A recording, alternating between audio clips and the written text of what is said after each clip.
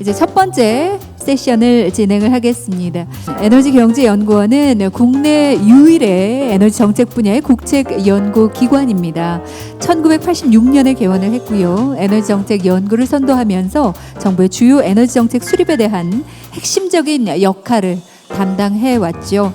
급변하는 환경 속에서 그 중요성이 주목받는 에너지 안보와 탄소 중립 목표 달성을 위한 에너지 정책의 역할이 그 어느 때보다 중요한 상황에 37년 전에 석유 위기 상황 속에서 설립이 됐던 에너지경제연구원의 설립 취지를 다시 한번 되새기는 그런 시간이 됐으면 하는 바람이 듭니다. 이제 곧 첫 번째 주제로 여러분과 다양한 얘기를 나누는 시간을 가져볼 텐데요. 설립 취지를 다시 한번 우리 연구원 모든 분들께서 마음에 되새기면서 변화의 선두에 서서 우리나라의 산업 발전과 모두의 삶의 질 향상에 기여할 수 있도록 최선의 노력을 다할 것을 이 자리를 빌려서 또한 약속을 드리겠습니다. 37주년을 기념하면서 마련한 오늘 정책 세미나의 주제는 합리적인 에너지 믹스 구축과 에너지 안보가 되겠습니다. 그리고 그 아래 두 가지 주제로 지금부터 세미나를 진행을 하겠습니다. 첫 번째 세션에 함께해 주실 좌장님과 패널 여러분들 무대 위로 천천히 모시겠습니다. 어서 오십시오. 네, 잠시 후에 탄소 중립 달성과 SMR의 역할이라는 주제로 얘기를 좀 나누겠습니다. 오늘 각 분야의 전문가 여러분들께서 함께 자리해 주셨는데요. 여러분과 함께하는 시간을 갖겠습니다. 그러면 첫 번째 주제로 함께해 주실 분들 한 분 한 분 먼저 인사드리겠습니다. 이번 세션을 좌장을 맡아서 이끌어 주실 분은 연세대학교 국제학대학원의 정태용 교수님이십니다. 여러분 박수 한번 부탁드릴까요? 고맙습니다. 그리고 주제 발표를 맡아주실 에너지경제연구원의 박우영 전력정책연구본부장님을 여러분께 소개해드리겠습니다. 토론에 함께해 주실 분들 소개해 올리겠습니다. 먼저 임채영 한국원자력연구원의 원자력진흥전략본부장님이십니다. 그리고 이희범 두산 에너빌리티의 상무님께서 함께하고 계십니다. 반갑습니다. 오늘 노동석 한국에너지정보문화재단 원전소통지원센터장께서도 함께하고 계십니다. 마지막으로 혁신형 SMR 기술개발사업단의 최광식 사업운영실장님을 여러분께 소개해 올리겠습니다. 네, 그럼 지금부터 첫 번째 세션 진행하겠습니다. 정태용 교수님께 마이크 넘겨드립니다. 부탁드릴까요? 네, 감사합니다. 연세대 정태용입니다. 먼저 세션 시작하기에 앞서서 먼저 저도 에너지경제연구원 창립 37주년 진심으로 축하드리고요. 개인적으로는 저도 한 31년 전에 에너지경제연구원에서 첫 직장, 한국의 첫 직장 생활을 했던 것 같습니다. 한 6, 7년 정도 지냈던 것 같은데요. 아무튼 감회도 새롭고 이렇게 에너지 문제에 대해서 다시 세미나에 초청이 돼서 사회를 맡게 됐습니다. 오늘 발표하시는 박우영 본부장님 포함해서 5분 모셨는데요. 저희가 원래 2시 20분부터 하기로 돼 있는데 지금 2시 30분인 것 같습니다. 10분은 제 잘못은 아닌 것 같아서 그냥 70분을 예정대로 하면 이렇게 하면 좋겠습니다. 우리 박 본부장님이 여기 계신 분들 다 에너지 잘 아시는 분들이니까 내용을 한 15분 이내로 좀 해주시고요. 토론하시는 분들은 한 7분? 왜냐하면 제가 지금 사전에 지금 받은 질문이 30몇 개가 있습니다. 근데 이제 보니까 굉장히 SMR 관심들도 많고요. 그러셔서 좀 되는 대로 이렇게 비슷한 질문들은 묶어서 그분들 질문에 대한 답을 좀 5분들이 좀 해주시는 그런 시간을 가지려면 발표는 조금 줄여주셨으면 좋겠고요. 시간 절약상 제가 5분 간단히 양력 말씀드리겠습니다. 박용 본부장님은 콜로라도에서 학위 받으시고 계속 에너지경제연구원에 충성을 다하고 계시네요.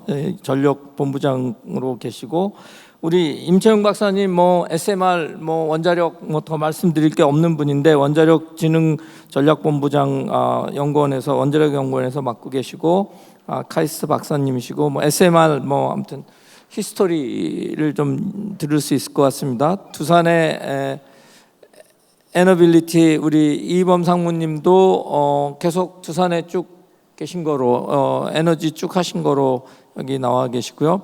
노동석 에너지 정보 문화재단의 센터장님은 타이틀이 그렇게 바뀌었지만 평생 에너지경제연구원에 계셨고 개인적으로는 저한테 전력을 가르쳐 주신 분이고 에너지 원자력으로 뭐 정평이 나 계신 분입니다. 마지막으로 우리 최강식 혁신형 SMR 기술개발사업단의 사업운영실장님은 역시 원자력 쭉 하신 한수원에서 지금 정책부장도 하시고 지금 혁신형 SMR 사업운영실장을 맡고 계십니다. 말씀드린 대로 우리 박 박사님부터 발표 먼저 듣도록 하겠습니다. 안녕하세요. 방금 소개받은 에너지경제연구원의 박우영입니다. 좌장님께서 저에게 15분 짧은 시간 동안 발표를 하라고 이제 미션을 주셔가지고 일단은 좀 빠르게 발표를 진행할 생각이고요. 오늘 이 자리에는 많은 이제 SMR 그다음에 원자력 관련해서 기술적인 부분에서 저보다 훨씬 더 잘 설명해 주시고 토론해 주실 수 있는 분들이 계시기 때문에 제가 기술과 관련된 부분에 대해서는 과감히 좀 스킵을 하고 빠르게 진행할 수 있도록 하겠습니다. 제가 오늘 첫 번째 세션에서 드릴 말씀은 이제 탄소 중립 달성과 SMR의 역할에 대한 것입니다. 다들 아시겠지만 탄소 중립은 이제 더 이상 특정 국가만의 그리고 선진국만의 그런 뭐 목표나 그런 가치가 아니라 전 세계가 공동으로 달성해야 되는 그런 가치가 되었습니다. 하지만 탄소 중립 달성을 위해서 우리가 활용할 수 있는 수단은 그렇게 많지 않습니다. 대부분 이제 무탄소 에너지원이어야 하고, 무탄소 에너지라고 저희가 고려할 수 있는 것들이 재생에너지, 원자력 발전, 그 다음에 탄소를 이제 포집하고 전향할 수 있는 그런 기술들이 해당될 것입니다. 저는 그 중에서도 원자력의 역할이 상당히 중요하다고 생각합니다. 그러한 내용에 대해서 뒤에서 말씀을 드리도록 하겠습니다. 그리고 그 중에서도 이제 보다 산업이나 이제 우리 경제 활동에 심층 탈탄소화를 달성하기 위해서는 기존의 대형 원전에서 좀 더 벗어나서 SMR이라는 새로운 기술을 또한 이용할 필요가 있다고 생각합니다. 여기에 대해서 말씀드리도록 하겠습니다. 그게 이제 네 가지 구분해서 이제 발표자를 준비했는데요. 참고하시면 될 것 같고요. 첫 번째는 이제 탄소 중립과 원자력에 관한 내용입니다. 2015년 이제 파리 협정 체결 이후에 전 세계 모든 국가들이 온실가스 감축 의무를 가지게 되었습니다. 그리고 여기에 이제 세계 경제는 RE100, 그다음에 ESG 경영 확대로 대응을 하고 있고요. 하지만 모든 국가들이 단지 탄소 중립만 달성하고자 모든 역량을 집중하는 것은 아닙니다. 탄소 중립 달성은 기본적으로 해야 되는 일이지만 이와 더불어 자국 내 산업 경쟁력 확보도 상당히 중요합니다. 대부분 이제 이런 관련된 정책들은 선진국들에서 발표된 자료들로 이제 확인을 할 수가 있는데요. 미국 같은 경우는 물가 안정, 그러면 기후 변화 대응이라는 그런 목표 달성과 함께 자국 내 기업을 보호할 목적으로 이제 2022년 8월에 인플레이션 감축법을 제정 시행한 바 있고요. 이유는 환경 규제가 미비한 국가의 생산 제품의 이제 수익 관세를 부과하는 내용의 탄소 국경 조정 제도를 시행하기로 도입하기로 합의를 했는데요. 이는 영내에서 환경 규제를 엄격하게 받는 기업들의 경쟁력을 훼손하지 않게끔 이제 보호하는 그런 조치라고 보시면 되겠습니다. 그리고 영국도 2022년 4월에 에너지 안보 전략을 통해서 탄소 중립 달성과 관련된 여러 목표와 방안들을 제시했지만 여기에 역시 2050년까지 원자력을 24기가와트로 확대하는 목표를 포함하고 있습니다. 이러한 내용들을 봤을 때 선진국들은 이제 기후 변화 대응, 탄소 중립 달성이라는 세계적 목표와 함께 경제적 이득을 또한 극대화하고자 하는 노력을 같이 추구하고 있다는 것을 알 수 있습니다. 그러면 우리 사회에서 탄소 중립 달성을 위해서 필요한 에너지는 무엇일까요? 앞서 말씀드린 것처럼 무탄소 에너지원이 될 것입니다. 그리고 거기에 더불어 에너지 트릴레마에서 균형을 잘 잡는 그런 에너지원이어야 할 것입니다.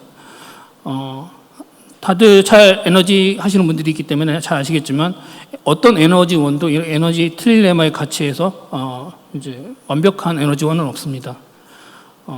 그래서 우리는 이러한 에너지 트릴레마를 에서 균형을 잘 찾을 수 있는 에너지 믹스를 확보하는 것이 가장 큰 숙제가 될 것이고요. 그 에너지 믹스를 만들어 가는 데 있어서 원자력이 상당히 중요한 역할을 할 것이다 라고 말씀드리겠습니다. 그 이유는 원자력은 대표적인 무탄소 전원이기 때문입니다. 최근 자료를 말씀을 드리면 2021년 9월에 UN ECE에서 이제 관련된 분석을 시행을 했는데요. 전주기 관점에서 모든 에너지원의 발전 양당 탄소 배출 개수를 측정을 했는데요. 원전이 가장 낮은 전원 탄소 배출 개수를 가지고 있음을 다시 한번 확인한 바 있습니다. 이렇게 원자력이 가장 탄소 배출 개수가 낮은 무탄소 에너지원일 수 있는 이유는 다른 전원과 다르게 핵 분열 반응을 통해서 이제 에너지를 얻기 때문입니다. 그리고 이 핵 분열 반응을 얻기 위해서 이제 우라늄 235라는 동위원소를 활용을 하는데요. 사실상 이제 우라늄 235는 자연 상태에서는 이제 금미량으로만 존재하기 때문에 실질적으로 발전이나 이런 우리 일상생활에 사용하는 용도로 쓰기 위해서는 농축해서 활용해야 합니다. 최근에 이런 부분도 여러 이제 에너지 안보 차원에서 또 문제가 이슈가 되고 있는데요. 그 부분은 이제 스킵하고 넘어가겠습니다. 이렇게 이제 원자력 발전은 우라늄을 이제 사용을 해서 이제 핵 분열 반응을 이용하기 때문에 원전은 다른 전원들과 다른 독특한 핵 연료 주기라는 특징을 갖게 됩니다. 그래서 채광, 그 다음에 정전 변환, 농축, 성형, 가공을 통해 가지고 핵 연료를 만들고 이렇게 만들어진 핵 연료를 원자로에 투입해서 이제 핵 분열 반응을 일으키면서 전기, 그리고 수소, 그리고 담수, 그다음에 열 공급 등 여러 분야에 활용할 수 있고요. 최근에는 이러한 활용 분야가 점점 늘어나고 있는 추세입니다. 하지만 이제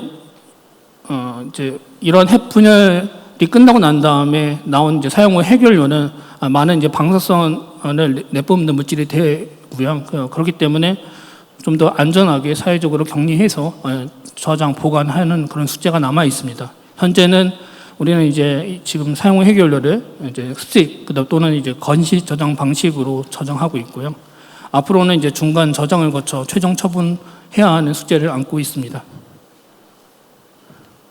그러면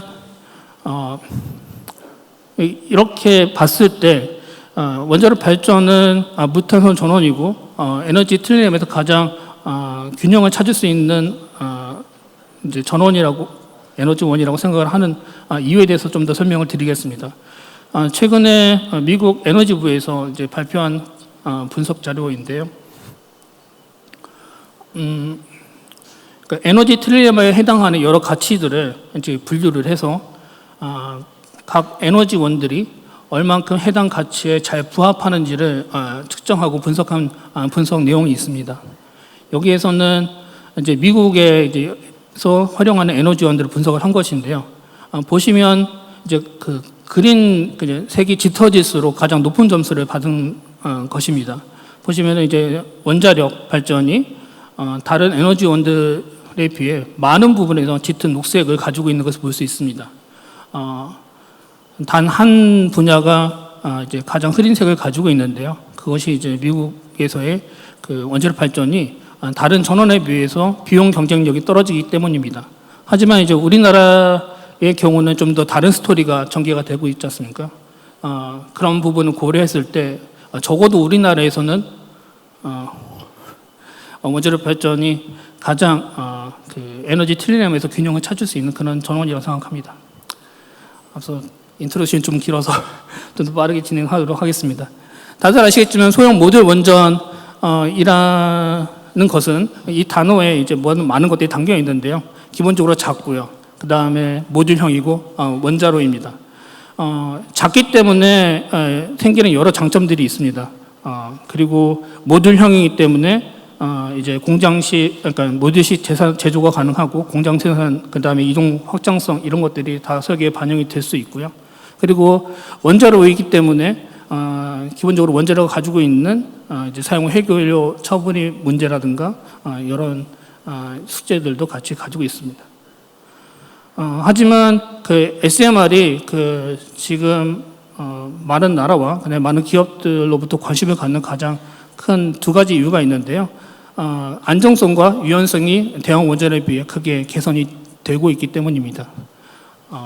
그래서 안전성은 이제 여러 피동형 안전 개념을 효율적으로 적용할 수 있기 때문이고요. 그리고 노심의 이제 핵 분열 생성물이 적기 때문에 이제 소외 사고 발생 시 대응해야 되는 그런 비상 대응 계획 구역의 범위를 크게 획기적으로 줄일 수 있는 그런 장점도 있고요. 그렇기 때문에 보다 수요지 인근에서 이제 다양한 목적으로 활용이 될 수 있습니다.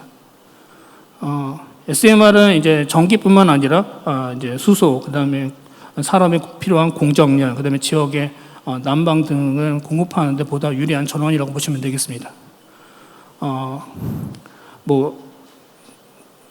이 부분은 실제 이제 산업에 필요한 그 공정열의 그 스펙트럼은 상당히 다양합니다. 근데 이제 현재 경수형이 커버할 수 있는 정도는 한 300도시 정도여서 이제 지역 난방이라든가 이제 담수화, 그다음에 일부 산업 공정에서는 이제 활용이 될 수 있으나 좀 더 많은 공정에서 이제 원자로가 활용이 되고 탈탄소화를 달성하기 위해서는 조금 더 이제 선진형 원자로들이 개발이 되고 좀 더 활용이 되는 것이 필요하다는 말씀을 드릴 수 있겠습니다.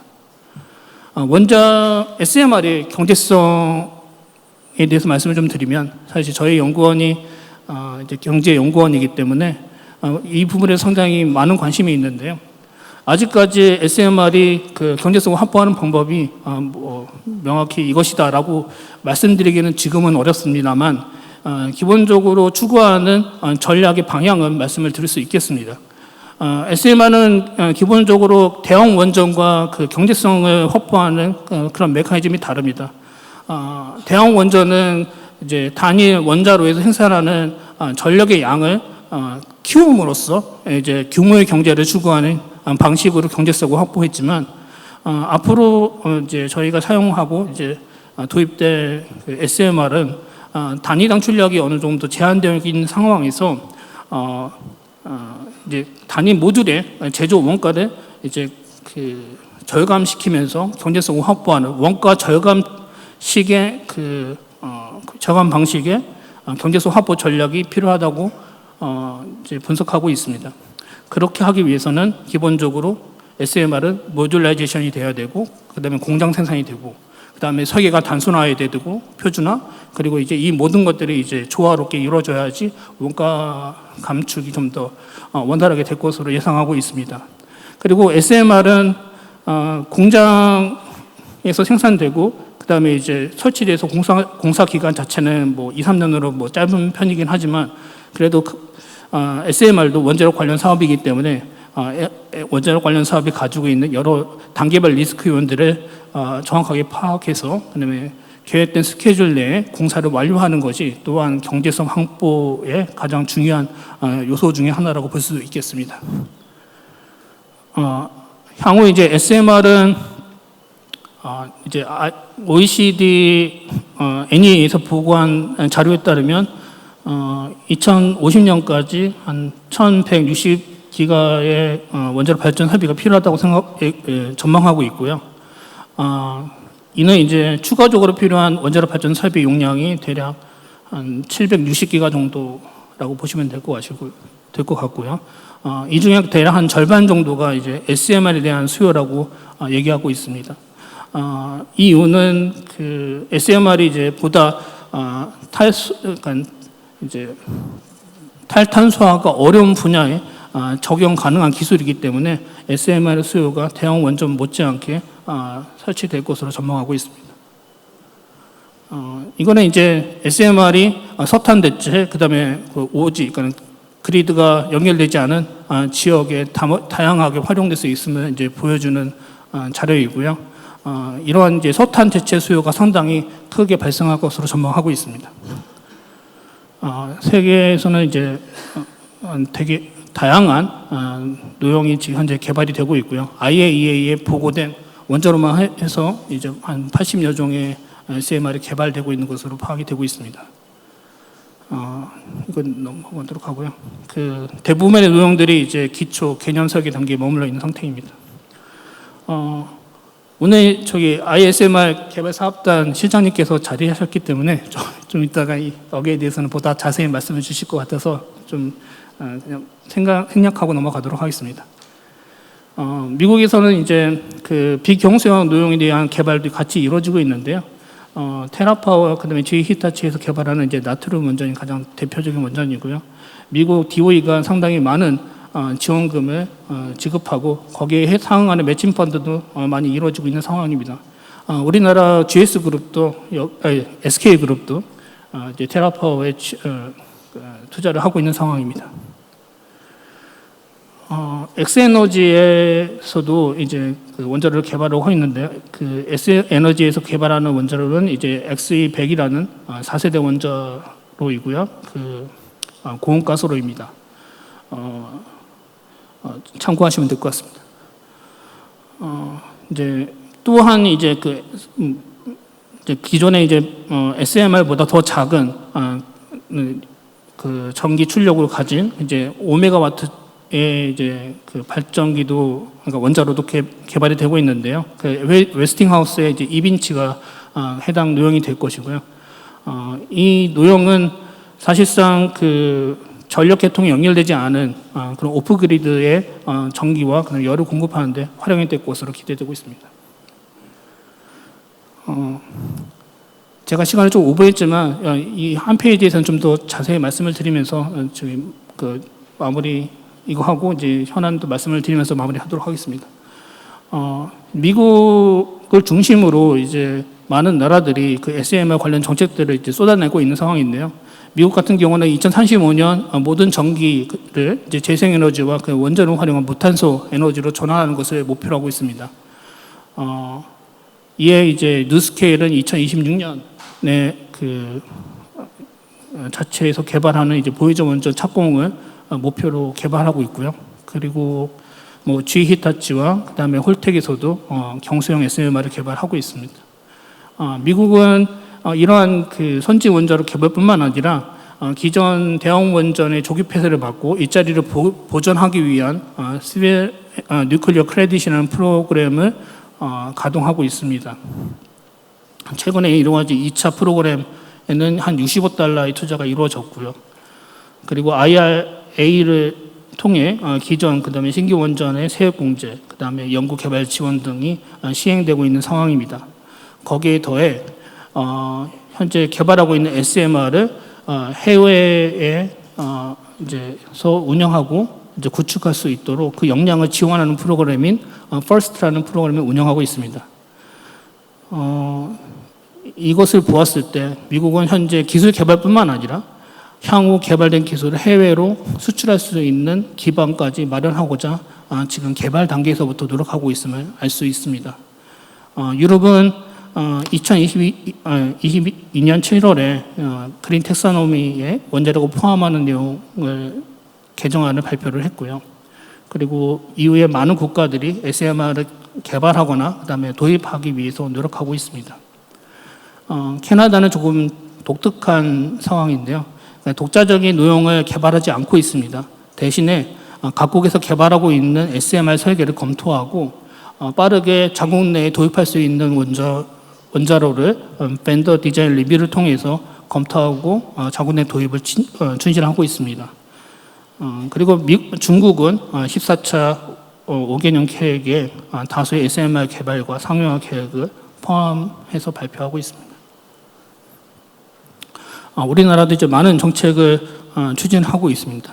좀 해당 내용 참고하시면 될 것 같고요.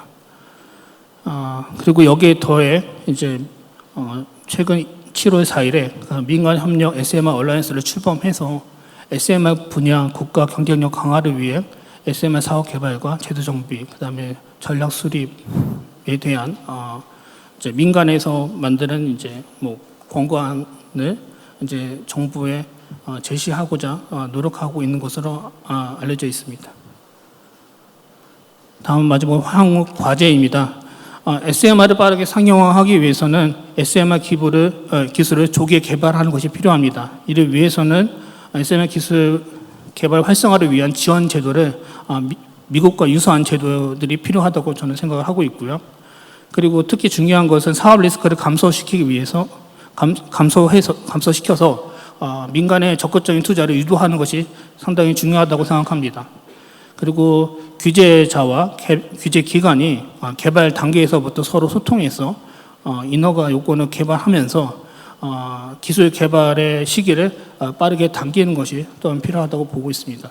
그리고 경제성 확보를 위해서는 기존의 대형원이 추구했던 프로젝트 또는 플랜트 중심의 경제성 확보 전략에서 벗어나서 이제는 프로덕트 기반의 사업 구조로 사업 구조나 이제 비즈니스 모델을 바꿔야 되는 그런 시점이 아닌가라고 생각하고 있습니다. 그리고 세 번째로 SMR은 다목적 활용이 가능한 그런 기술로 개발이 되고 있습니다. 따라서 심층 탈탄소화를 위해서 이러한 다목적 기술은 더 필요합니다.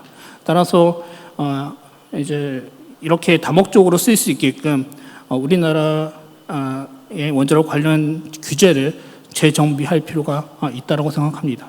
그리고 마지막으로 SMR은 많은 민간 사업자들이 관심을 가지고 이제 사업을 추진하고 있는 상황입니다. 그렇기 때문에 기존의 일부 그러니까 한수원 중심으로 이루어진 발전 사업에서 벗어나서 이제 민간으로 가기 때문에 민간 사업자 관점에서 방사능 폐기물을 관리할 수 있는 그런 그 정책의 재정비가 필요한 시점이 아닌가 생각합니다. 짧은 시간 동안 말씀을 드리려고 제가 급하게 막 랩업을 했는데요. 추후에 이제 토론을 통해서 보완해서 답변하도록 하겠습니다. 예, 이상입니다. 네, 박 박사님 감사합니다. 좋은 내용 많이 준비해 주셨는데 시간 제약 때문에 제가 서둘러서 좀 죄송하고요. 자료집에 있으니까 자세한 내용은 보시면 될 것 같습니다. 네 분 발표자는 안순준 순서대로 우리 임 박사님부터 여점만 간단히 네. 여기 시간 여기 나옵니다. 그러니까 한 6분 7분 내로 뭐 토론해 주시면 감사하겠습니다. 저 카운터가 굉장히 위협적이네요. 여러분들한테는 안 보이시겠지만, 네, 제가 말씀드릴 내용은 요약이 되어 있습니다. 18쪽에 보시면 제가 한 페이지 조금 넘게 정리를 해놨고요. 우선 첫 번째 말씀드리고 싶은 거는 이제 원자력 특히 SMR 얘기가 처음 나왔을 때 이게 한때 유행이냐 아니면 미래 트렌드냐라는 논쟁이 있었습니다. 제가 보기에는 원자력이 다시 재조명을 받는 것 그리고 그 중에서 SMR이 또 이렇게 여러 가지 그 관심을 많이 끄는 거는 어떤 구조적인 변화에서 비롯된 것이기 때문에 이게 한순간의 유행은 아닌 것 같다라는 게 제 의견이고요. 두 번째는 SMR은 결국 이제 물건을 만들어서 파는 거기 때문에 시장이 어디에 있느냐를 봐야 되는데 현실적으로 지금 가장 큰 시장이라고 생각되는 거는 미국 시장입니다. 그리고 캐나다 가장 빨리 열릴 거고 규모도 가장 커 보이기 때문에 우리가 SMR을 개발하는 민간 기업이든 뭐 아니면 정부에서 지원을 하든 그런 시장 맞춤형으로 전략이 수립되고 거기에 맞춰서 개발이 이루어지는 게 필요하겠다라는 말씀을 드리고요. 그리고 최근의 상황 변화 때문에 이제 많은 사람들이 이 부분을 강구하고 있는 것 같은데 국제 원자력 산업계 또는 서플라이 체인에서 러시아가 차지하는 비중이 굉장히 큽니다. 그런데 이제 아시다시피 러시아 우크라이나 전쟁으로 인해서 러시아가 국제 무대에서 많이 이제 밀려나고 있고 미국이 아주 전략적으로 원자력 분야 국제 원자력 소사이어티에서 러시아를 밀어내고 있습니다. 근데 그게 이제 국제 원자력 산업계 우리나라를 포함한 세계 원자력 산업계에 영향을 미치고 있고 그러한 것들이 미래 원자력 산업에서는 굉장히 큰 일종의 포텐셜 리스크가 될 거다. 그리고 이게 많은 변수를 가지고 있다라는 말씀을 드리고 싶습니다. 이거는 이제 최근에 벌어진 상황이고 이런 말씀을 하시는 분들이 많지 않아서 이 부분은 제가 좀 시간을 들여서 설명을 드리면 다른 얘기는 뭐 이미 다 들어보셨을 거고요. 일단 러시아가 우라늄 공급에서 세계 시장을 좌우하고 있습니다. 우라늄 원광은 뭐 카자흐스탄, 캐나다, 호주 이런 쉽게 말해서 뭐 중동이 아닌 정치적으로 경제적으로 안정돼 있는 선진국에서도 많이 납니다. 그래서 우라늄 자원 자체는 문제가 아닌데 농축 서비스를 공급하는 나라들이 별로 없고요. 이제 서방 세계에서는 영국, 프랑스, 미국인데 미국 회사는 문 닫았고 다만 영국 공장이 미국에 있습니다. 유렌코라는 회사가 미국에 공급을 하는데 실질적으로 가장 메이저 플레이어 중에 하나가 러시아입니다. 러시아가 빠지면 당장 미국에 있는 대형 원전사들도 러시아 농축 서비스에 기대고 있던 물량이 부족해질 거고요. 우리나라도 마찬가지고 그다음에 SMR 같은 경우는 좀 더 문제가 심각한 게 이제 SMR의 어떤 그 작아짐으로써 생기는 약점 이것들을 보완하기 위해서 해결료의 농축도를 높여서 설계를 많이 하는데요. 특히 현재는 이제 상업적으로 쓰이는 우라늄이 농축도 5% 미만입니다. 그걸 이제 로우 인리치드 우라늄이라고 해서 LEU라고 부르고 보통 이제 우라늄은 그레이드가 3단계입니다. 5% 이하, 20% 이하, 90% 이렇게 되는데 그 5% 이하를 이제 저농축 우라늄, LEU는 지금 그 서방 세계에서 공급할 수 있어요. 문제는 이제 5%에서 20% 사이에 상업적으로 허용되는 건 20%까지입니다. 그걸 이제 헤일류라고 부르는데 고순도 저농축 우라늄이라고 부릅니다. 이것들의 공급이 지금 러시아가 거의 독점하고 있습니다. 근데 이제 이게 뭐가 문제냐면 4세대 SMR 같은 경우 물을 쓰지 않는 SMR은 대부분 해결료를 헤일류를 씁니다. 농축도 20% 언저리 걸 쓰는데 그게 앞으로 향후 5년에서 10년 사이에 공급될 가능성이 높지 않다라는 겁니다. 그래서 러시아가 이제 지금 추세로 봐서는 미국은 2030년 이내 러시아를 우라늄 공급 옵션에서 완전 빼버리겠다라는 전략적인 선택을 하고 있고 뭐 대단한 국제적인 타협이 이루어지거나 상황 변화가 생기기 전에는 그렇게 갈 것 같습니다. 그러면 지금 이미 SMR 개발 업체들이 거기에 반응하기 시작했어요. 테라파워도 자기네 가동 시기를 늦췄고 USNC 같은 경우는 가스로 농축도를 20%에서 10% 아래로 떨어뜨렸고 그래서 이게 SMR 시장에서 상당한 변수가 될 것 같다라는 거고 우리는 어떻게 플레이해야 되느냐는 사실은 우리도 뾰족한 수는 없습니다. 다만 이제 바라기는 미국에서 지금 우라늄 서플라이 체인, 농축 서플라이 체인을 공급할 계획을 가지고 DOE가 이제 업체를 지원을 하고 있기 때문에 그것들이 SMR 개발 업체들이 생각하는 스케줄상에 맞춰지기를 바라는 건데 아마 몇 년의 갭은 있을 것 같다라는 생각을 하고 있고요. 어쨌든 러시아가 국제 원자력 무대에서 존재하느냐 사라지느냐 이것들이 굉장히 큰 변수가 될 것 같다 이런 말씀을 드립니다. 그리고 이제 마지막으로 SMR은 사이즈가 작아지고 뭐 여러 가지 특성들을 우리 박 본부장님께서도 말씀해 주셨지만 이건 그냥 다른 상품입니다. 말하자면 그냥 자동차로 따지면 휘발유나 디젤차하고 전기차 같은 거다. 그래서 시장도 다르고 공통점도 있지만 다른 점도 많이 있기 때문에 비즈니스 모델 자체를 완전히 다르게 만들어야 되고 그거를 설계를 제대로 못하면 대형 원전식으로 접근하다가는 별로 재미없을 것 같다. 우리가 그동안 이제 전 세계에서 가장 강력하다고 생각했던 우리의 장점, 우리가 이제 전 세계에서 대형 원전을 기준으로 보면 가장 강력한 서플라이 체인을 구축하고 있는 나라 중에 하나고요. 그 다음에 각 분야의 독점 구조를 가지면서 굉장히 효율적으로 프로젝트가 한번 시작되면 아주 잘 해서 UAE도 성공적으로 지었고 근데 이 공식이 SMR에도 맞아 떨어질 거냐 저는 솔직히 그렇게 생각하지는 않습니다. 그래서 비즈니스 모델이 엄청 중요해지고 있다. 특히 민간이 많이 들어오고 있기 때문에 시간이 40초 남았는데 여기서 마무리하겠습니다. 감사합니다. 임 박사님, 뭐 시간 제약 죄송하고요. 이따 러시아 얘기는 한번 다시 다음 라운드에 얘기하도록 하고 우리 박 상무님 토론 부탁드리겠습니다. 예, 두산 NLBT의 이범 상무입니다. 저는 원자력 기획을 담당하고 있고요. 저희가 뉴스케일을 시작해서 SMR에 대해서는 두산 NLBT가 그래도 초기에 좀 참여를 해서 그 배경과 SMR을 저희가 바라보는 SMR 어떻게 다른지 좀 설명을 좀 드리겠습니다. 예, 저희는 2018년도에 그 뉴스케일을 시작으로 SMR 사업을 추진해왔습니다. 배경은 잘 아시겠지만 지난 정부의 그 에너지 전환 정책 때문에 사실 기존에 계획됐던 대형 원전의 사업 계획가 모두 이제 그 취소가 되면서 저희도 이제 새로운 성장을 위한 생존을 위한 그 모멘텀을 찾고자 여러 가지 검토 끝에 이제 SMR이라는 사업 계획을 좀 확보를 하게 됐습니다. 잘 아시겠지만 SMR은 그 대형 원전하고 좀 많이 성격이 다릅니다. 첫 번째로는 업체 자체가 일종 스타트업 개념의 성향이 좀 강해서 이제 미국 정부가 2012년도부터 이제 자국의 SMR을 좀 확대를 하려고 했는데 성장을 시키려고 했는데 이제 기존의 웨스팅하우스라든지 BWXT 그다음에 홀텍 지히다치 같은 기존의 이제 대형 원전의 이제 강자들 대신 뉴스케일이라는 그 중소 개발 업체를 선택했고 그다음에 이제 어드밴스 리액터 디벨롭먼트 프로그램이라서 여러분들이 잘 아시는 빌 게이츠의 테라파워 그다음에 엑스에너지라는 이제 신규 스타트업을 지원을 하게 됩니다. 이 스타트업으로 지원하게 되는 그 SMR 업체들의 특징을 보시면은 소위 말하는 개발사 이제 그 공장이 없는 팹리스 업체고요. 그러다 보니까 이 업체들은 본인들이 개발하는 것을 실현해 줄 수 있는 서플라이 체인을 찾게 됐고 그로 인해서 저희랑 이제 컨택이 되었습니다.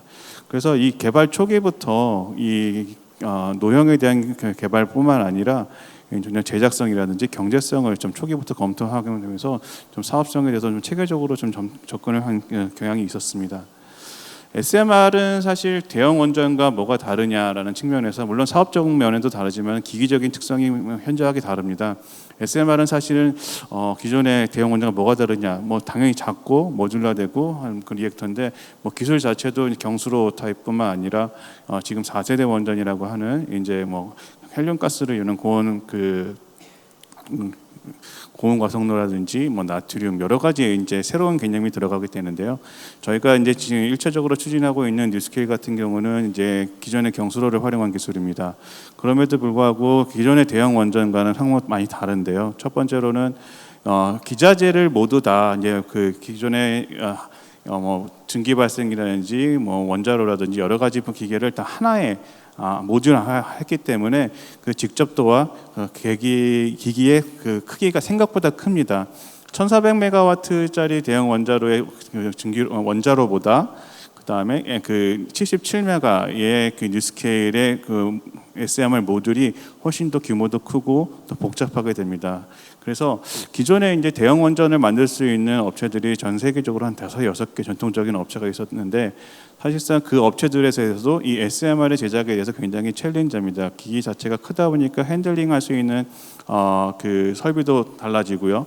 또 설비의 복잡성으로 인해서 그 제작 난이도도 상당히 올라가게 됩니다. 그렇게 따라서 사실 SMR 업체들이 개발사들이 많이 하는 얘기가 있는데요. 우리가 시작을 하면은 준공까지 2년, 3년 기존의 대형 업체들은 대형 원자로는 한 7년에서 10년 걸리던 거를 2, 3년 내에 하겠다라고 하지만 현실적으로는 지금 당장은 좀 어렵습니다. 이 기기 제작에 있어서 저희가 봤을 때는 한 50개월 이상의 기존 역량으로는 50개월 이상이 걸릴 것 같은데 이를 좀 개선하고자 새로운 제작 기술이 좀 도입이 돼야 되고요. 이 제작 기술이라는 거는 기존에 없던 게 아니라 현재까지 제작된 모든 첨단 제작 기술들이 많이 도입이 돼야 되는 상황입니다. 이런 좀 제작적인 특성이 기기적인 특성이 있고요. 그다음에 사업적인 특성을 보시면은 기존의 대형 원전 같은 경우는 이제 국가 간의 프로젝트란 많이 얘기 들으셨을 것 같습니다. BNPP도 저희가 프랑스와 함께 경쟁을 해서 우리 정부가 수주를 했다라고 하지만은 근데 SMR 같은 경우는 국가 간의 경쟁이라기보다는 뭔가가 여기서 말하는 다목적군 내지는 그 약간 멀티내셔널 이제 그 협력이 이루어질 것 같습니다. 지금 추진하고 있는 뉴스케일 같은 경우도 저희뿐만 아니라 우리나라에서도 GS, 삼성이 참여하고요. 일본 그리고 여러 미국 등 여러 국가들이 함께 좀 참여하고 있기 때문에 이러한 경향은 어떠한 노형이든지 간에 많이 좀 형상이 다를 것이라 생각이 되고요. 그다음에 이 노형이 전 세계적으로 한 80개, 100개 이렇게 여러 가지 노형이 있다 보니까 어떤 노형이 기술적으로 우세하고 그래서 경쟁 우위를 찾을 것이다라고 볼 수는 사실 좀 어려운 상황이지만 확실히 하나는 사업 개발 능력이 굉장히 크게 요구가 될 겁니다. 결국에는 이게 국가 주도의 사업, 정부 주도의 사업에 있던 게 기존의 원자력 대형 원전의 그 구조라면은 아무래도 앞으로의 SMR 사업 개발은 민간 쪽으로 많이 넘어올 가능성이 크고요. 이는 이제 아무래도 공사 기간이 좀 짧아서 그럴 수도 있다고 보는데, 하여튼 여러 가지 사업 개발 능력이 굉장히 큰 요소가 되지 않을까 생각하고 있고요. 저희는 사실은 뭐 외부에서 SMR 파운드리라는 컨셉을 얘기하는데, 지금 파운드리 컨셉에 대해서는 사실 뭐 반도체 이제 TSMC 뭐를 얘기를 하고 있습니다. 근데 저희도 사실은 이제 과거에 이제 저희 대형 원전에 의존했던 저희 사업 구조에 대해서 조금 안정성을 하고자 이제 이렇게 파운드리 컨셉을 해서 뭐 뉴스케일, 뭐 엑스에너지 하고 또 여러 가지 다른 SM을 하고 있지만은 결국에는 저희가 우리나라의 이제 그 한수원이 갖고 있는 사업 관리 역량과 개발 역량과 함께 전체적으로 한국에 있는 그 코리아 그 원자력 팀 원팀과 함께 좀 많이 진출을 해야 될 것 같습니다. 예, 감사합니다. 네, 이상무님 감사합니다. 특히 SMR 준공이 2, 3년보다는 더 걸린다. 한 50개월. 또 다국가형 모델 갈 것 같고 사업 개발 능력이 결국 핵심이다라는 게 주요 말씀이신 것 같고요. 나중에 또 질문 있을 것 같습니다. 우리 노동수 박사님. 네. 고향에 돌아온 기분입니다.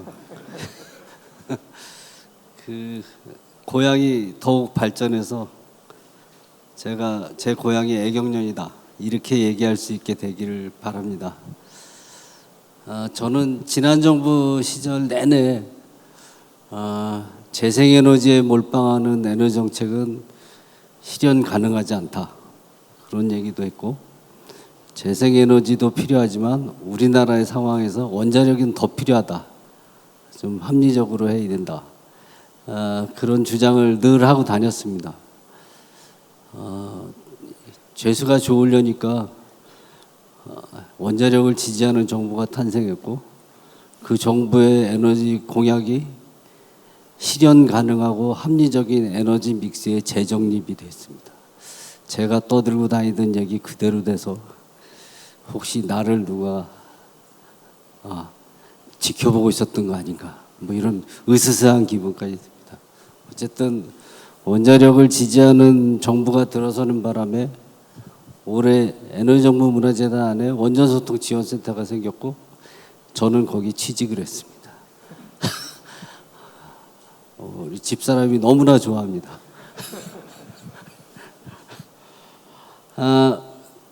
이제 원자력을 지지해서 다시 이제 좀 망가졌던 원전 생태계를 활성화하고 하려고 보니까 할 일이 제법 챙겨야 될 이슈가 많은 거죠. 그러니까 지난 올 1월달에 확정된 전력수급 기본계획에서는 이제 원전의 계속 운전, 월성 1호기 사건 뭐 이런 거 잘 아시겠지만, 원전의 계속 운전, 그 다음에 공사가 중단됐던 신한울 3, 4호기 건설 재개, 10차 전기본에서는 딱 여기까지만 반영이 됐는데, 그리고도 좀 빠진 원전 정책들이 제법 많습니다.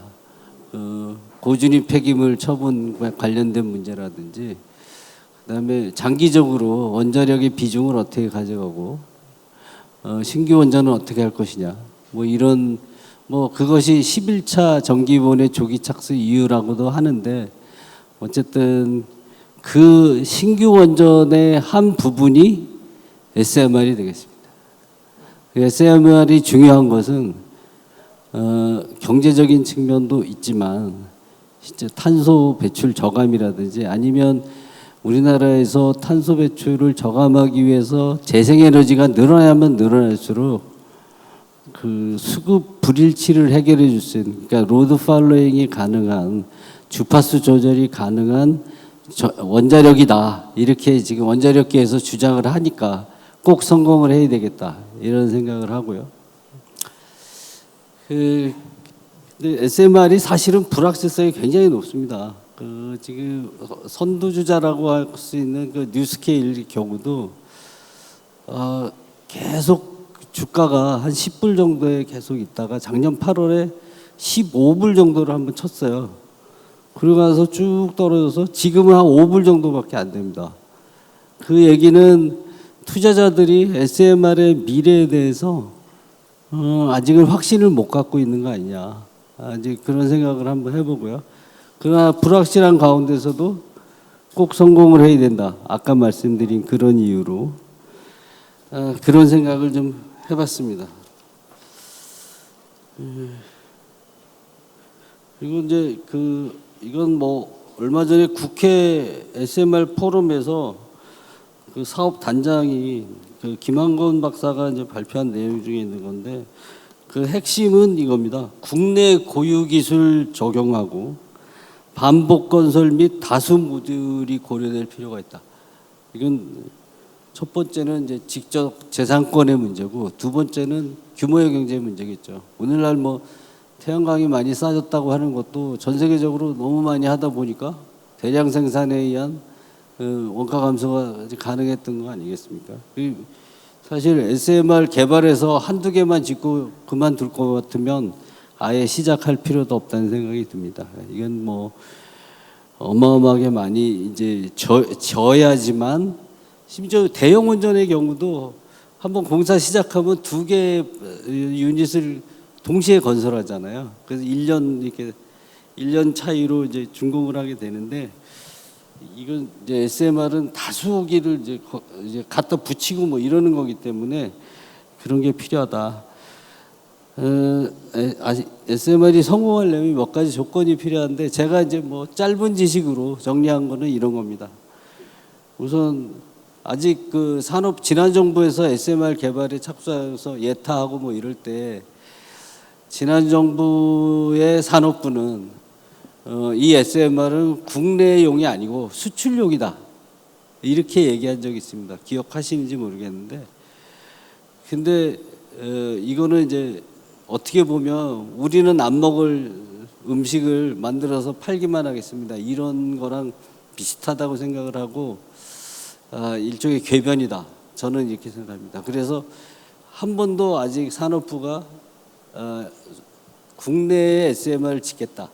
그러니까 수출만 하겠다를 처리한 적은 없는데 이거는 공식적으로 SMR이 개발되면 국내에 우선 짓고 수출하겠다 이렇게 이제 선언을 해야 될 거라는 게 제 생각이고요. 그다음에 뭐 잘 아시겠지만 국내 굴지의 대기업들이 외국 그 SMR사에 다 투자하고 막 이런 뭐 그러지 않습니까? 우리는 7월달에 SMR 얼라이언스인가를 발족을 했는데 아직도 국내 기업들이 투자하고 있는 것 같지는 않습니다. 이게 두 개가 다 뭐 같은 얘기일 수도 있는데 맞물려야지만 아까 말씀드린 지적 재산권의 확보라든지 아니면 다수 호기의 건설 물량 확보라든지 이런 게 가능할 거다 이렇게 생각을 합니다. 감사합니다. 네, 우리 노 박사님 역시 뭐 원자력 오래 하신 분답게 성공 조건은 국내 개발도 해야지 수출만 갖고는 안 되는 거고 지금 아직도 SMR 기술에 약간 미래 불확실성 때문에 자금이 잘 투입이 안 되는 그런 지적해 주셨고 성공 조건 얘기는 다음 라운드에 한번 다시 또 얘기하면 좋을 것 같습니다. 마지막으로 우리 박 실장님. 네, 안녕하십니까. 저는 혁신형 SMR 기술개발사업단에서 온 최광식입니다. 저는 작년 연말까지는 한수원에서 근무를 했고요. 저희 사업단이 발족이 되면서 사업단에 이렇게 파견 근무 금년부터 시작하게 됐습니다. 저희 많은 분들이 아시겠지만 저희 혁신형 SMR은 2019년부터 한수원 옆에 계시는 캐리의 임채영 박사님 공동으로 해서 산학의원 공동으로 저희들 우리나라도 한번 제대로 된 SMR을 만들어 보자라고 협의를 시작을 해서 준비가 됐고요.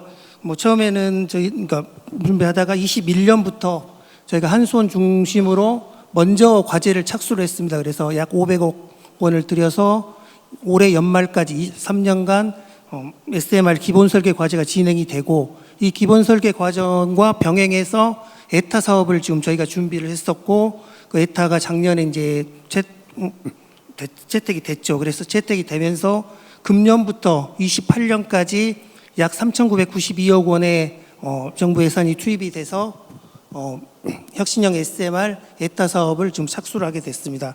저희 사업단은 간단히 말씀드리면 많은 분들이 이제 한수원 산하 조직으로 이렇게 이해를 하고 계시는데 엄밀히 말하면 과학기술 기술정보통신부와 산업통상자원부가 공동으로 이렇게 뭐 추진하는 그 사업을 총괄하는 에타 사업을 총괄하는 사업단이고요.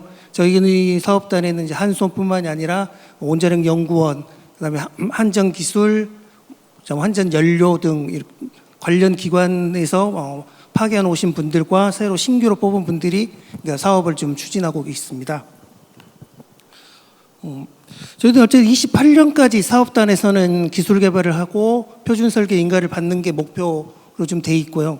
그러니까 저희들이 이제 고민하고 있는 부분들은 이제 뭐 기술 개발이야 개발하시는 분들이 잘 하실 것이라고 믿고 저희들도 좀 준비를 해 나가면 큰 문제가 없을 건데, 근데 결국은 앞에서도 많은 분들이 말씀하셨지만 SMR이 이렇게 개발돼서 성공을 했다라고 하는 거는 결국 국내 해외든 어디에선가 건설이 돼야 되고, 건설이 돼서 제대로 운영이 돼야지만 이게 뭐 성공을 했다라고 말할 수 있을 것 같습니다. 그래서 저희들이 고민을, 그러니까 혁신형 SMR을 개발하는 개발단에서부터 고민은 결국은 마지막 단계 건설에서 운영이 될 때까지 어떻게 하면 뭐 성공적으로 할 수 있을까, 이런 고민들을 좀 많이 하고 있고요. 그런 고민들 과정에서 몇 가지만 좀 말씀을 드리면, 사실 혁신형 SMR의 첫 번째 뭐 성공의 조건은 안전한 원자로를 만드는 거겠죠. 요거는 당연히 기술적으로 저희들이 할 수 있다라고 믿고 꼭 해야 된다라는 그런 부분인데, 뭐 여기서 안전에 대해서 문제는 사실은 대형 원전에 비해서 뭐 혹자는 100분의 1, 똑자는 1000분의 1 이렇게 안전하다고 말하는데, 과연 국민들은 그걸 어떻게 믿고 받아들이느냐 문제가 좀 중요한 문제 같습니다. 그래서 결국은 기술적으로는 사회적으로 얼마나 안전해야 충분히 안전하다고 국민들이 믿을 것인가, 믿고 따라주실 것인가, 이 문제에 대해서는 사실 원자력개혁 영원한 숙제고, 저희 SMR을 개발하는 사람들도 개발과 병행해서 항상 이렇게 고민을 해야 되는 그런 마케팅하는 하나의 부분이라고 생각이 들고요. 두 번째는 박우영 박사님 뭐 발표에서도 나왔지만 결국 원전 산업은 전통적으로 규모 경제의 산업이었습니다. 그러니까 안전에 대한 요구가 늘어나다 보니까 계속 안전 설비가 증가하고 비용이 증가하는 것을 극복하기 위해서 결국은 규모를 키웠죠. 규모를 키우면서 경제성을 확보해 갔는데, SMR은 그런 규모가 큰 거를 다시 줄이는 그런 과정이기 때문에 결국 가장 큰 어떤 난관은 경제성을 어떻게 확보해 나갈 것인가가 문제인 것 같습니다. 그래서 저희 개발자의 입장에서는 결국은 어떤 혁신 기술, 새로운 혁신 기술이 도입이 돼야지만 이 경제성을 극복할 수 있지 않을까. 그리고 혁신 기술에서도 많은 분들이 이야기하는 어떤 건설, 모듈화라든지 뭐 이런 건설 부분뿐만이 아니라 결국은 첨단 AI나 IoT, 원격 제어, 예측 정비 이런 다양한 운영 기술에서도 혁신 기술이 도입이 돼야지만 결국 운영 단계에서 경제성도 확보할 수 있다라고 믿고 있습니다. 뭐 그러다 보니까 이런 혁신 기술이 다 많이 들어가야 되기 때문에 결국은 또 충분히 되는 부분이 현재의 어떤 안전 규제, 대형 원전을 중심으로 한 안전 규제와 새롭게 개발하고자 하는 혁신 SMR과의 어떤 충돌 문제가 있을 것 같습니다. 그래서 이 부분은 다행히 저희 규제 기관인 원자력 안전위원회에서부터 사전 설계 검토라는 어떤 새로운 제도를 도입을 해서 이 문제에 대해서 좀 같이 개발자와 고민을 하고 있기 때문에 이거는 기술적으로 잘 풀리지 않을까라는 그런 말씀을 좀 드리고 싶고요.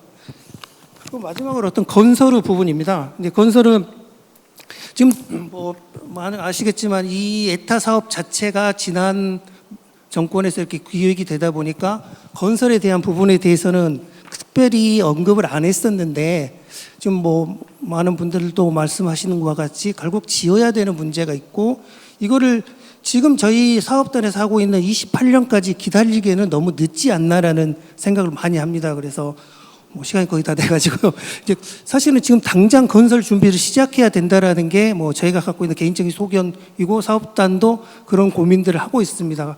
그럼 뭐 제일 먼저 수급 계획, 어떤 정책이 결정이 돼야 되고, 결정이 된다고 하면은 건설 준비하는 과정들이 되게 많더라고요. 그래서 건설 준비, 그다음에 조속한 이런 건설을 준비할 수 있는 사업자가 빨리 결정이 돼야 되고, 건설 조직도 발족이 돼야지만 이런 문제들이 해결되지 않을까. 뭐 시간이 다 돼서 이 정도로 마무리 짓도록 하겠습니다. 감사합니다. 네, 최 시장님 감사합니다. 간략하게 말씀드리면 SMR도 역시 안전성, 그다음에 수용성 어떻게 확보하느냐 문제, 그다음에 혁신성, 기술의 혁신, 경제성 확보하는 문제, 그다음에 빨리 해야 된다, 시급성의 문제까지 지적해 주신 것 같습니다. 지금 20분 정도 남짓 시간이 남았는데요. 제가 좀 서둔 이유는 앉아 계신 분 모두가 에너지 전문가 분들이실 거고, 지금 플로어나 사전 질문을 열기 전에 우선 먼저 저기 앞에 우리 동덕여대 교수님 타이틀로 앉아 계시지만 에너지경제연구원 원장도 하셨고 또 우리 원자력 분야에 굉장히 많은 발표와 연구를 하고 계시는 우리 박주원 교수님 코멘트 겸 말씀 먼저 한번 듣고 플로어 여는 거로 하겠습니다. 우리 마이크 좀 박 원장님 마이크 좀 부탁드릴게요. 좀 놀라셨겠지만 그래도 평소 실력으로. 갑자기 훅 들어오시고 내 사실 딴 생각 많이 하고 있었는데 말씀을 하시네요. 아까 그 노동석 박사님이 평소에 말씀하신 내용은 사실 저는 거의 같은 생각을 하고 있었는데요. 탄소 중립을 하는 데 있어서 원자력 없는 탄소 중립은 허구다라고 이제 맨날 떠들고 다니고 그랬었는데 아마 그것은 여기 계신 분들이 만약 현실성이라고 하는 우리가 이제 그 제약을 감안한다면은 어쩔 수 없이 원전의 불가피성을 인정할 수밖에 없다고 생각합니다. 근데 결국은 이제 이것이 신규 원전 없이는 안 될 텐데 신규 원전은 결국 또 이 사회적 수용성을 넘어야 되는데 그것 또한 만만치 않고 사실 이게 더 어려운 문제인 것 같습니다. 그런데 이제 이것에 대해서 넘을 수 있는 하나의 방법으로 SMR들을 얘기하는 것 같은데, 근데 저는 좀 잊지 말아야 될 게 SMR도 원전이거든요. 과연 근데 우리 주민들이 대형 원전에 대해서는 주민 수용성이 낮고 좀 이걸 작게 만들었다고 해가지고 이거를 SMR에 대한 수용성이 갑자기 높아질 것이라는 것에 대해서는 좀 동의하기가 어렵습니다. 그래서 아까 어느 분이 말씀하셨던 것 같은데 SMR의 기술적으로 혁신성 이런 거 경제성 이런 것도 중요하지만 결국 핵심은 이 대형 원전에 비해서 SMR로 갔을 때 과연 얼마나 더 안전해지고 우리가 얼마나 믿을만 하느냐라고 하는 사회에 대한 홍보가 훨씬 더 중요하지 않을까. 근데 아마추어적으로 생각해 보면 SMR이라는 게 원전을 작게 만드는 건데 그러면 그냥 그 원자력 잠수함이나 원자력 그 무슨 항공모함 이런 거에 올려놓는 거와 거의 비슷한 기술이 아닐까 하는 상상을 해보거든요. 그렇다면 뭔가 기술적인 완성도나 이런 거는 그렇게 어려울 것 같지 않다는 생각이 드는데 여전히 넘을 수 없고 힘든 것은 오히려 사회적 수용성을 넘는 문제라고 생각되고 거기에 뭔가 그 사업단이나 이런 데서도 좀 거기에 좀 집중해서 좀 예산도 더 많이 배정하고 그래야 되지 않을까 생각이 듭니다. 이상입니다.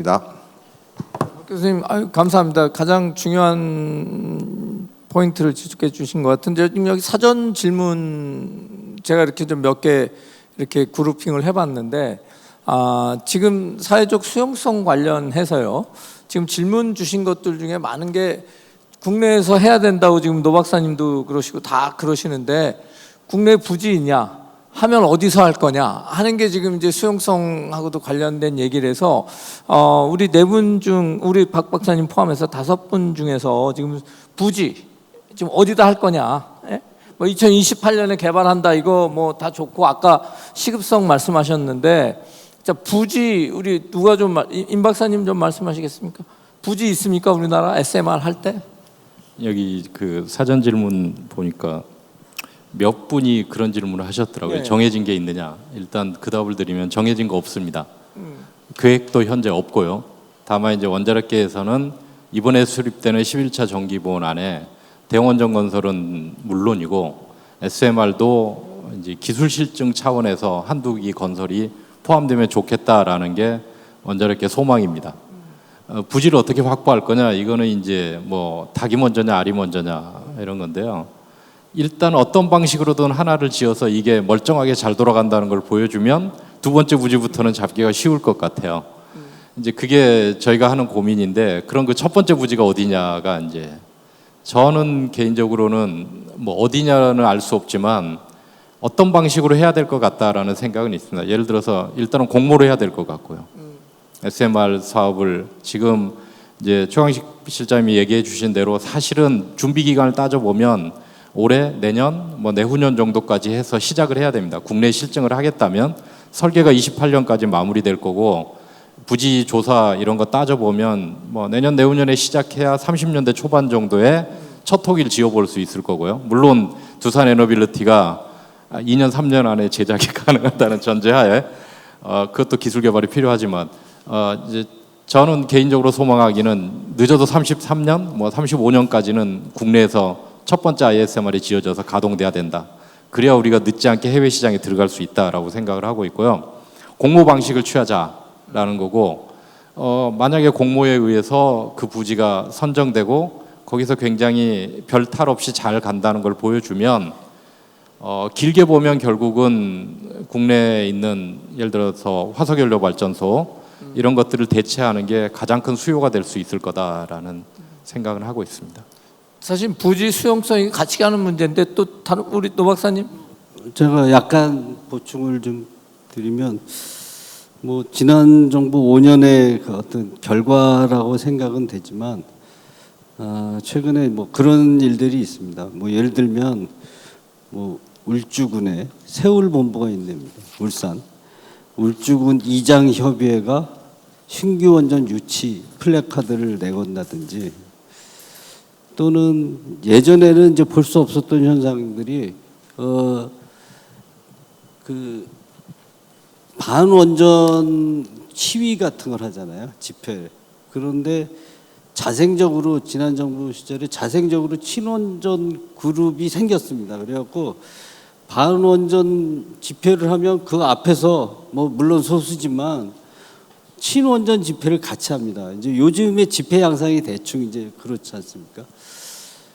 그 몇 가지 사례 그리고 이제 천지원전이 예정됐던 영덕에서도 뭐 이건 제가 이제 경험한 사례이긴 하지만 거기도 이제 원전을 유치하자는 그룹이 좀 있어가지고 왜 10차 전력수급 기본계획에 신규 원전 우리 영덕에 지어야 되는데 왜 반영이 안 됐느냐 뭐 이런 항의성 뭐 그때는 제가 이제 거의 반백수 시절이어가지고 저도 힘이 없습니다 뭐 이제 이렇게 얘기를 하고 앞으로 노력을 좀 해보겠습니다 뭐 이런 답변을 했었는데 이게 이제 우리나라에서도 원자력에 대한 인식이 뭐 아니 낙관할 수는 없지만 조금씩 나아지고 있다. 그리고 뭐 제가 이제 매번 원전 수용성 뭐 우리가 원자력 시작한 지 40년이 넘고 수많은 기관과 많은 돈을 들여서 수용성을 높이기 위해서 굉장히 노력했는데 묘수는 없는 것 같다. 계속적으로 이제 해야 되는데 다만 지난 정부 5년 동안 재생에너지를 너무 강조하다 보니까 그 뭐 반작용이라고 할 수도 있고 그다음에 뭐 아까 말씀드린 대로 친원전 시민단체가 자생적으로 생기기도 하고 그래서 예전보다는 훨씬 낮았다. 이제 저는 그렇게 판단을 하고 있고요. 조금 더 이제 그분들하고의 소통 문제라든지 뭐 이런 지역 주민하고의 소통 문제 이런 것들을 위해서 제가 이제 원전 소통 지원센터잖아요. 이제 일을 많이 하고 싶은데 아직은 좀 이제 좀 구멍가게 수준이어서 일을 좀 많이 앞으로 우리가 해야 되겠다 이런 생각은 하고 있습니다. 네, 저희 한 10분 정도 남았는데요. 플로어에서 혹시 지금 저희가 다루지 않은 요점 뭐 주제나 말씀이 있으시면 좀 한두 번. 네. 간단하게 간략하게 질문해 주십시오. 예, 잘 들었습니다. 저는 한국도시재생연구원의 김종영이라고 합니다. 두 가지 질문을 드리겠습니다. 만에 하나 지금 현재 상황이 보면 서울대학교 서균열 교수님을 주축을 해서 지난 정부 말씀하셨는데 지금 원자력 연구 발전 같은 경우도 양분화되어 있습니다. 지금 현재. 근데 만에 하나라도 지난 정부도 좋아한 것도 아니고 현 정부도 좋아하는 것도 아닙니다. 저는요.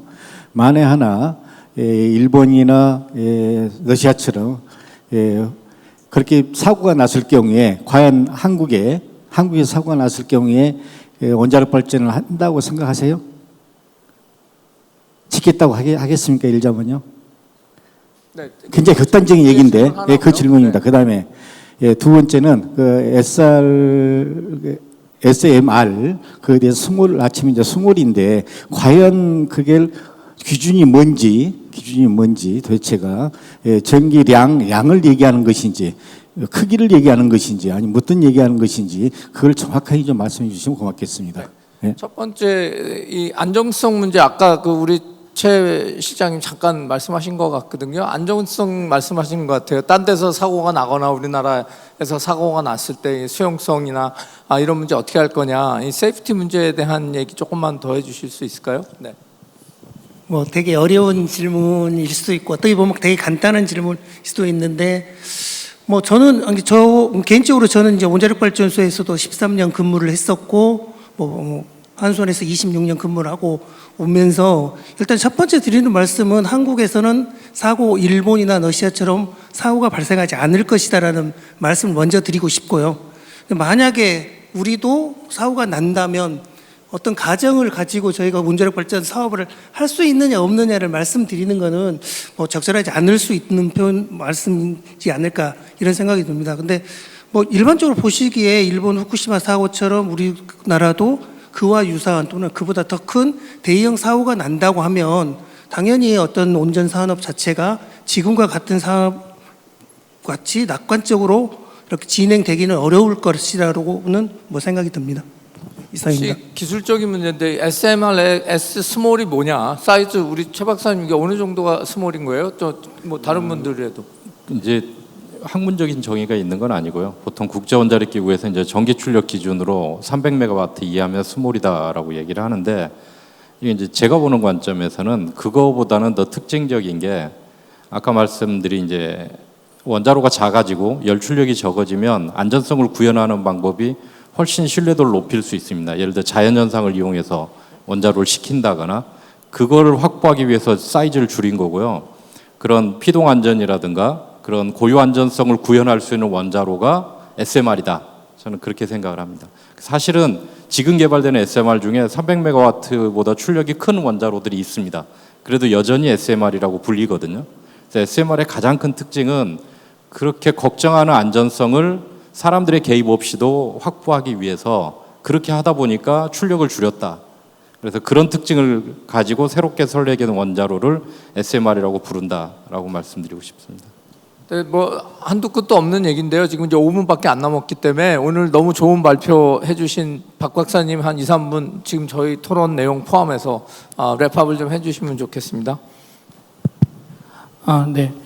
오늘 제가 사실은 좀 짧은 시간 동안에 그 발표를 하게 돼서 이제 사실 준비한 내용을 이제 성실히 그 딜리버리 하지 못한 부분들이 좀 있었습니다. 네, 다행히 오늘 그 패널 토론자 분들께서 훌륭하셔서 좋은 말씀들과 그리고 이제 충분한 내용으로 제가 부족한 발표를 잘 채워주신 것 같고요.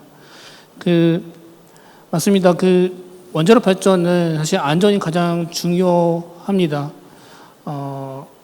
그래서 원자력 발전은 다른 그 발전 기술에 비해 그 안전성과 관련된 고려, 배려, 그다음에 거기에 대한 대응 방안들이 상당히 잘 준비되어 있는 것도 사실입니다. 그러니까 사고는 나지 말아야 하고 하지만 그 사고가 나는 것은 또 저희가 단정적으로 또 확정할 수 없는 거거든요.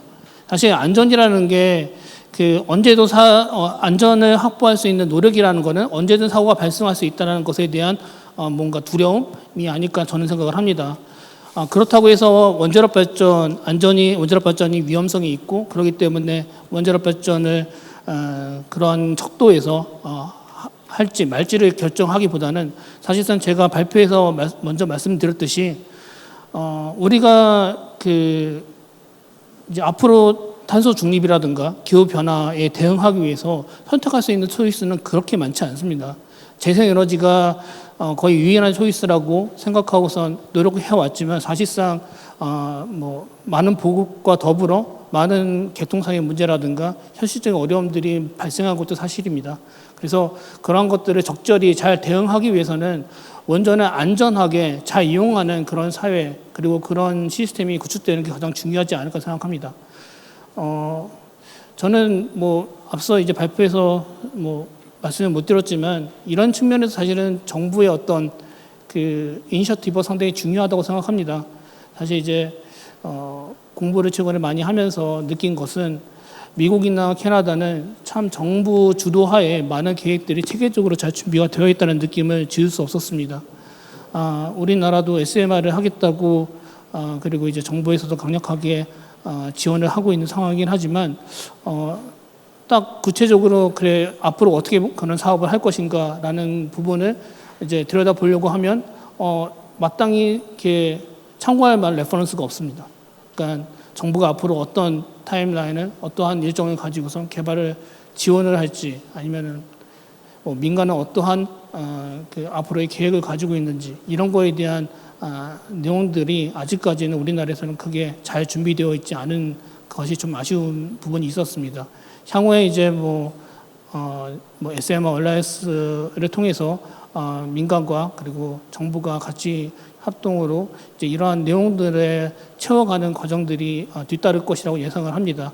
그래서 이 부분에 대해서는 저희들이 저희 연구원도 많이 노력을 해서 앞으로 우리나라 에너지 시스템이 오늘 주제인 것처럼 합리적 에너지 믹스를 갖출 수 있도록 잘 원자력 그리고 SMR이 거기에서 역할을 잘 할 수 있도록 많은 노력과 그리고 정성을 기울이도록 하겠습니다. 이상입니다. 네, 감사합니다. 오늘 SMR이라는 특별한 이슈를 갖고 얘기를 했지만요. 저희 에너지에서 얘기하는 에너지 합리적인 믹스, 또 에너지 안보, 기술 안전성, 여러 얘기들이 다 SMR이라는 거를 통해서 지금 논의가 된 것 같아요. 제가 오늘 느낀 거는 에너지경제연구원이라는 이 에너지 정책 연구를 하시는 분들이 좀 이렇게 거시 담론도 중요하지만 이렇게 구체적인 거를 갖고 큰 모든 얘기들을 담아서 얘기할 수 있는 그런 시간이었던 것 같습니다. 저한테는. 그래서 많이 배웠고요. 앞으로도 에너지경제연구원에서 이런 기회를 좀 많이 마련을 하셔서 수용성, 안전성, 우리 얘기되는 많은 모든 문제들에 대해서 이렇게 같이 논의하고, 아까 우리 두산의 이상무님은 SMR은 다국가형 모형이 될 것 같다. 또 민간도 많이 참여하고, 그래서 이 참여 모형도 많이 달라지는 것 같습니다. 그래서 그런 걸 주도하는 논의에 에너지경제연구원이 좀 많은 역할을 해주십사 부탁을 드리면서 이번 세션 마치도록 하겠습니다. 감사합니다.